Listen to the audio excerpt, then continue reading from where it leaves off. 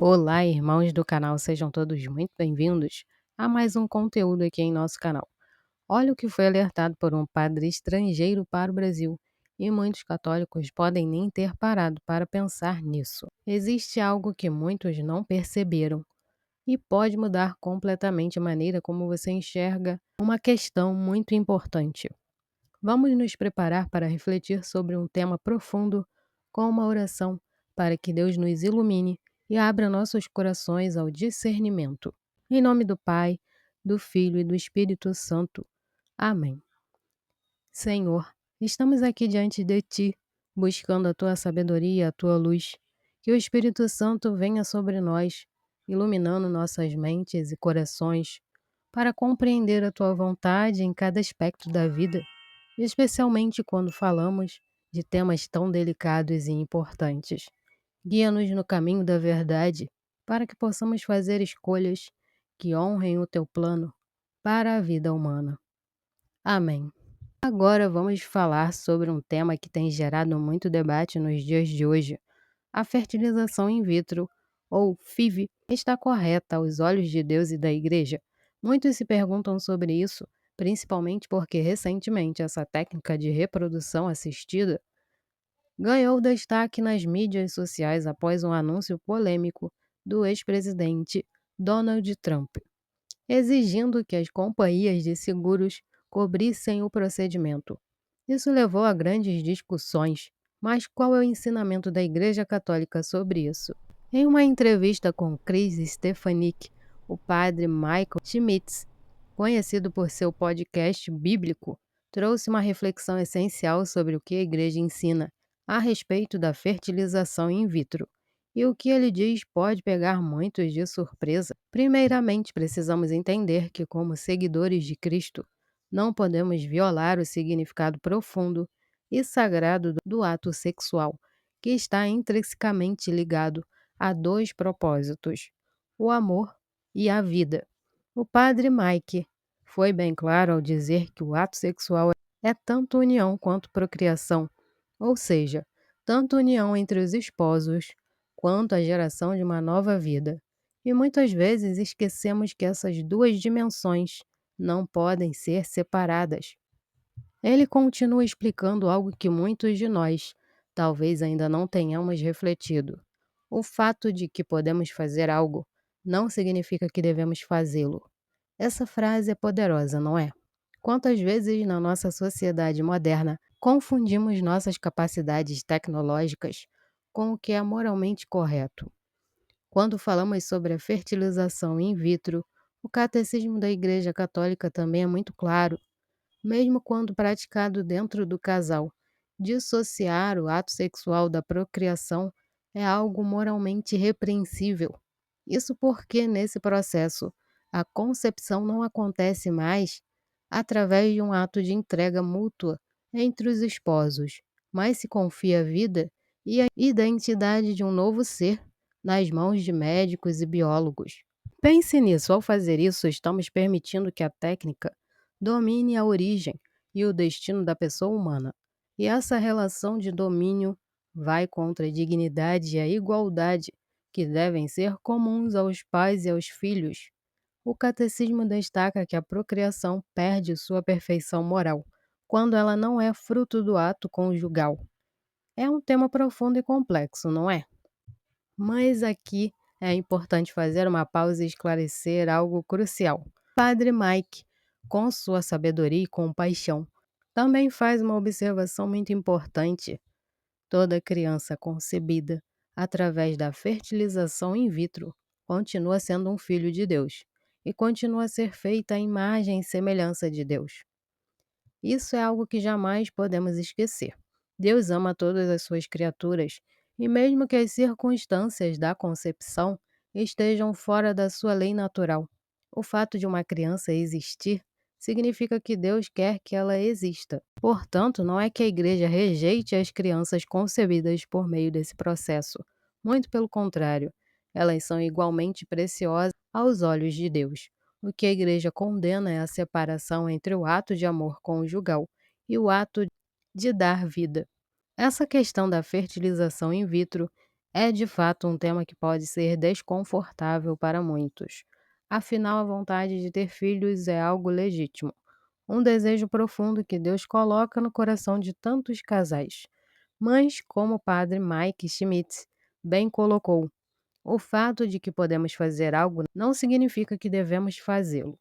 Essa frase nos desafia a refletir sobre os limites da ciência e até onde ela pode ir sem violar a dignidade da vida humana e os planos de Deus para a procriação. Agora pense comigo: será que todos os avanços tecnológicos que a humanidade alcançou estão realmente alinhados com o que Deus deseja para nós? Às vezes estamos tão focados em resolver nossos problemas de maneira imediata que esquecemos de consultar o Senhor, o Autor da vida, em nossas decisões. A fertilização in vitro é apenas um dos muitos exemplos de como a tecnologia pode nos levar a fazer escolhas que, aparentemente, parecem ser a solução perfeita, mas que, na verdade, podem estar desvirtuando o plano divino. O Catecismo da Igreja Católica deixa claro que a fertilização artificial, mesmo dentro do casamento, é moralmente repreensível. Isso porque a vida, que deveria ser fruto de uma entrega mútua, passa a ser controlada por técnicas científicas. A vida humana é algo sagrado e não pode ser tratada como um produto ou um processo técnico. Quando dissociamos o ato conjugal da procriação, estamos alterando a ordem natural que Deus estabeleceu. A questão não é simples ter filhos. A questão não é simplesmente ter filhos, mas a maneira como essa vida é gerada. Vamos refletir um pouco mais sobre isso. Quando um casal se une em matrimônio, eles estão dizendo sim a Deus e ao seu plano para a criação. Esse sim inclui a abertura à vida, mas também o respeito pelos limites que Deus estabeleceu. Quando recorremos a métodos como a fertilização in vitro, podemos estar buscando controlar algo que deve estar nas mãos de Deus, o dom da vida. No entanto, como o padre Mike destacou, e isso é fundamental para o nosso entendimento, as crianças que nascem por meio da fertilização in vitro não têm menos dignidade.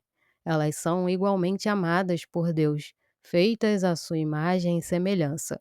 Em sua infinita misericórdia, deseja a existência dessas almas, mesmo que o método utilizado não tenha sido o ideal, segundo os ensinamentos da Igreja. Essa distinção é importante porque, muitas vezes, ao condenar o método, as pessoas podem acabar confundindo isso com uma rejeição àqueles que nasceram por meio dele. E isso está longe de ser a verdade. A Igreja não rejeita a pessoa, mas sim o ato que viola a ordem natural do plano de Deus. Portanto, qualquer um que tenha sido concebido por fertilização in vitro pode ter plena certeza de que é amado por Deus e que sua vida tem um propósito divino.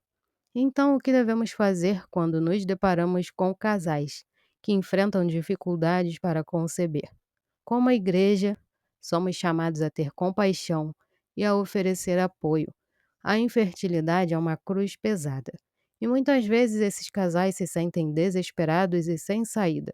Mas é nesse momento que a fé precisa entrar em ação. Deus nunca abandona seus filhos, e ele sempre tem um plano, mesmo que não possamos vê-lo imediatamente. Existem métodos de procriação assistida que são moralmente aceitáveis pela igreja, como a naprotecnologia, uma técnica que coopera com o corpo, respeitando a dignidade do ato conjugal. É uma alternativa ética e que tem ajudado muitos casais ao redor do mundo a conceberem de maneira que respeita o plano de Deus para a vida humana. Por isso é fundamental que, antes de tomar decisões importantes como essa, os casais busquem orientação espiritual, estudem o que a igreja ensina e confiem que Deus tem o melhor para eles. E o Catecismo da Igreja Católica também propõe a adoção de crianças carentes, como um gesto de amor. Ele reconhece que, para casais que enfrentam dificuldades em conceber, a adoção é uma forma nobre de acolher uma nova vida, proporcionando a essas crianças um lar cheio de amor e cuidado. Além disso, a adoção permite que os casais vivam a generosidade e a paternidade espiritual, oferecendo uma oportunidade de construir uma família de acordo com o plano de Deus, respeitando a dignidade da vida humana. Nem sempre o caminho mais fácil é o certo, e às vezes o caminho mais difícil pode nos levar a uma união mais profunda com o Senhor e com o seu plano perfeito para nossas vidas.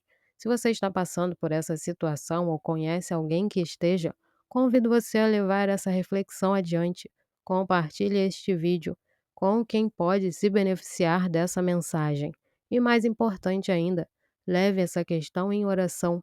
Peça a Deus que Ele te ilumine e te guie na sua vontade, que é sempre o caminho da vida e da verdadeira felicidade. E não se esqueça de assistir a entrevista completa do Padre Mike Schmitz. O link está na descrição do vídeo. Lá ele aprofunda ainda mais essa questão e traz respostas que podem mudar completamente a maneira que você encara esse tema. Deus abençoe cada um de vocês e que possamos continuar a buscar a verdade e o plano de Deus para nossas vidas.